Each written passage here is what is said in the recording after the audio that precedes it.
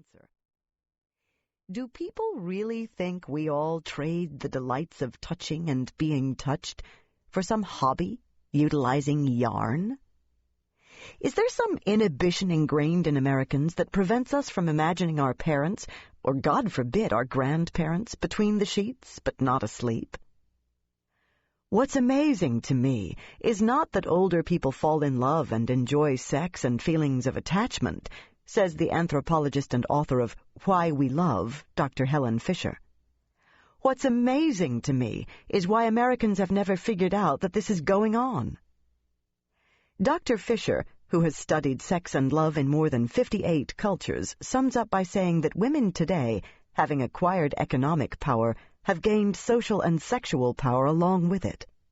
They're picking men from a wider range, she says, and they're doing it because they can. Before starting the research for this book, I, like many married women, had no concept of what the single scene was like these days for women in midlife and beyond. I got a hint one evening in New York.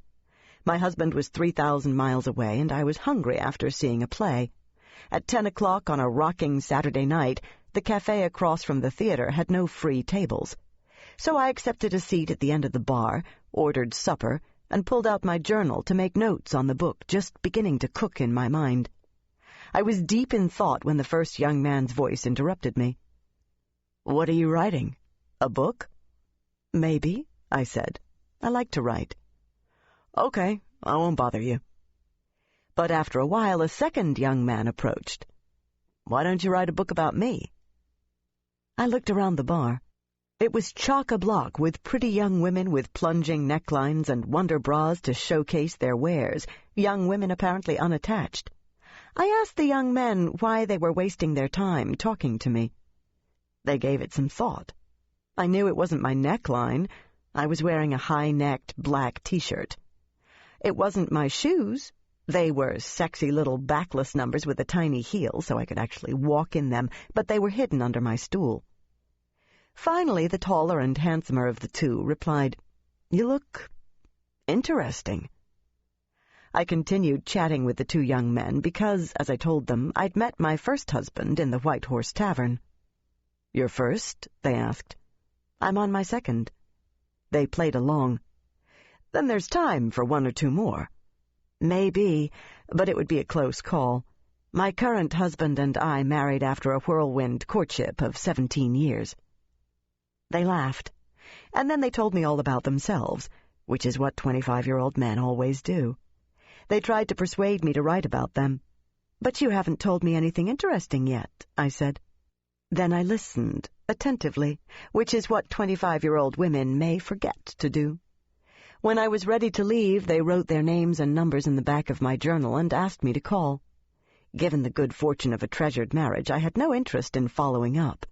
But I did walk 30 blocks in my backless shoes and never felt an ache in my arches. I give you this anecdote not to brag, well, a little, but to point out one of the most welcome changes in American society. The ease with which these two younger men started up a conversation with me, and my own pleasure in engaging in repartee with them, began to open my eyes. The more I explored the concept of a seasoned woman, the more convinced I was that we are becoming freer of rigid age norms. At last, older women are shedding some of the stigma attached to age, and younger men, socialized in a post-feminist era, are more likely to appreciate a mature woman's independent spirit. A great many women are finding middle sex more enjoyable than married life ever was in their 30s and 40s, when juggling jobs, motherhood, and what's-for-dinner guilt made for mostly exhausted sex. Some remain married or have remarried, but now freed from the long emergency of young motherhood, they are finding out how delightful it can be when it's about only you and him again. In 2003, an English teacher from Berkeley published her boundary-busting account of sexcapades in late middle age. Jane Juska's A Round-Heeled Woman is her account of a year of hookups with dozens of different men who answered her personal ad in the highbrow journal, The New York Review of Books. "Before I turn 67 next March, I would like to have a lot of sex with a man I like," it read. If you want to talk first, Trollope works for me." She received a flurry of replies from interesting men and spent the next year having sexual adventures. After some 30 years as a celibate divorcee, she more than made up for lost time in her 67th year. Unfortunately, too few women are enjoying their sex lives. In 1999, the Journal of the American Medical Association, JAMA, published a startling study finding that 43% of women aged 18 to 59 suffer from lack of sexual desire, pain during intercourse, difficulty in arousal, performance anxiety, or an inability to achieve orgasm. That's about 40 million women. 31% of men also admit to sexual dysfunction. Perhaps most surprising, the problem isn't limited to any age group. Another study found that 36% of women with sexual dysfunction are younger than their 40s, 32% are perimenopausal, in their 40s and early 50s, and 31% are postmenopausal. So aging alone cannot be blamed for cooling a woman's sexual fires. On the contrary, I will argue that it is the seasoned woman who knows best how to resonate with her sexuality. Today's women in their mid-40s, 50s, and 60s are at the peak of their lives. They consistently tell me, and other researchers, that they are happier and more productive than they have ever been before. Why? For one thing, women have a universal marker event to wake us up to the need to re-examine and revamp our lives: menopause. This natural milestone in the life cycle gives women a chance, even an excuse, to regather our forces and our energy, to seize the day, and to say, this is the time to change. On our day trips around Umbria to the lofty hill towns of Italy, my husband and I always found a terrace restaurant where we could sip a cool drink, hold hands, and lose ourselves in the magic of the moment. Inevitably, I noticed there were other vacationing couples of middling age, husbands and wives, or lovers, who knows, indulging in the same sweet pastime. I had a hunch that there was a lot more excitement and experimentation going on among women and men over 45 than our youth-obsessed society was aware of, or ready to admit. It was clearly time to extend my ongoing exploration of adult life stages. Chapter 1. When is it my time? My first glimpse of what I came to recognize as a seasoned woman came in a chance encounter at an Oakland restaurant. A popular entertainer who was seated at the next table overheard me talking with my husband about my book. She leaned over to ask what it would be about. "It's about sex, love, and dating among women over 50, I blurted out. The entertainer's dinner companion rolled her eyes.